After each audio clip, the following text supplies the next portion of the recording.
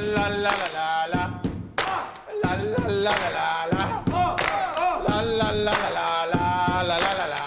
لا لا لا لا آقا خود شیرینی نکن، خودشون بیان من صداشون میکنم، بفهمی؟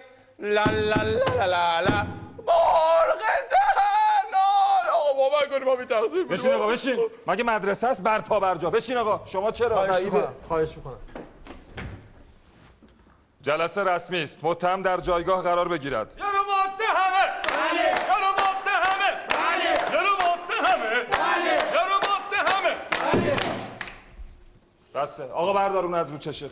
ببخشید نمیتونم به خاطر امنیته. بردار. من متهمم، مجرم نیستم. من تضمین میکنم بردار. نمیتونم. بردار. خیلی خوب.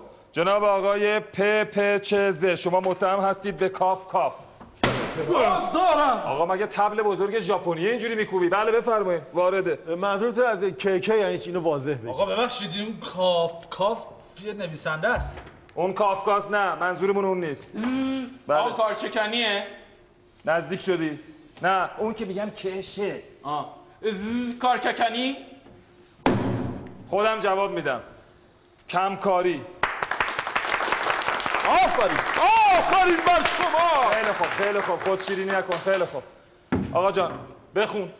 واسه نونه واسه نونه واسه آقا دوست عزیز، من با شما نبودم که، با شما هستم. میگم شرح اتهاماتشون رو بفرمایید. بله بله. شما متهم به کمکاری در محیط کار، اذیت کردن مردم و کارمندهای زیر دستتان هستین. خودتون دفاع کنید. اعتراض دارم. آقا اعتراض داریم، بفرمایید. آروم. بله.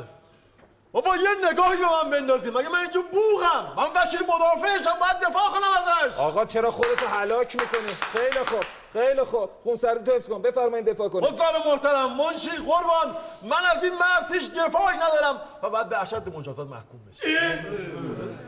خیلی خوب. آقا عزیز، آقا ساکت. ببخشید من کاری ندارم که ایشون مجرمن یا تبرئه میشن. من فقط یه پرونده دارم که 1 سال زیر دست این آدمه. فقط از ایشون یه امضا میخوام. جون مادرت بیا یه امضا بکن. آقا بشین بشین. چشم بفرمایید. شما سکوت رو رعایت کنیم. دوست عزیز آقا بفرمایید از خودتون دفاع کنید. بله. ببینید قربان، من از بچگی تو سری خور بودم. همیشه سر به سرم میذاشتن، مسخرم میکردن، تحقیرم میکردن. منم از اون موقع کینه‌ای شدم. تصمیم گرفتم اگر به جایی رسیدم خودمو خالی کنم.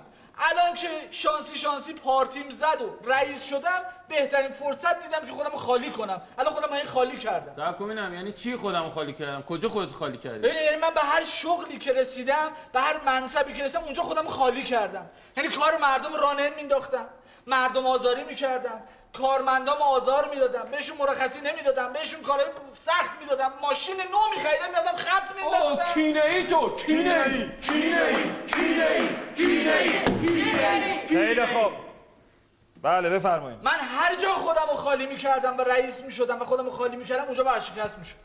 بعد میدیدم به جای که من عوض کنن، منو میبردن یه جای بهتر میذاشتن. بعد دوباره اونجا خودمو خالی که میکردم، سریع اونجا هم ورشکست میشد. همینجوری ادامه داشت. من دیدم خب خیلی داره حال میده. اعتراض دارم. وارده بفرمایید. قربان این شخص متهم نیست، روانیه. بله. لطف کن یک روانشناس بیاریم بر بالینش. آقا وارد نیست، من اشتباه کردم. بفرمایید وارد نیست. ایشون از من و تو سالم تره. آدمی که روانی باشه، دیوانه باشه، کارهای نامعقول میکنه. دوست داشت. ثابت کن روانی هستی دیگه.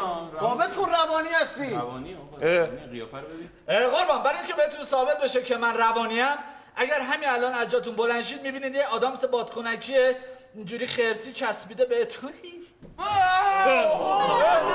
این چه کاریه؟ ساکت، خنده نداره. دیوانه آخه کی میخوای آدم شی تو؟ این چه کاریه؟ من کت شلوارمو تازه خریده بودم. قربان من این مردو میشناسم، من وکیلش هم میشناسم. من مونم این متهم این از همه کینه داره. این کینه این درست نمیشه. بسیار خوب.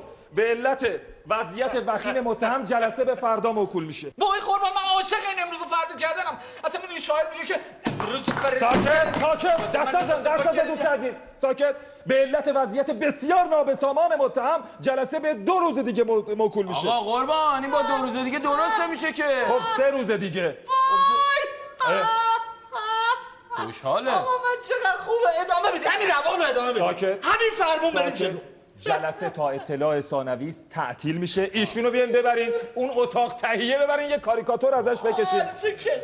آقا چی؟ کاریکاتور نه؟ بله کاریکاتور ازش بکشین. قربان خواهش می‌کنم هر کاری می‌کنید بکنید، فقط ببرینش، کاریکاتور منو نکشید. ببرینش. آقا خواهش می‌کنم کاریکاتور منو نکشید.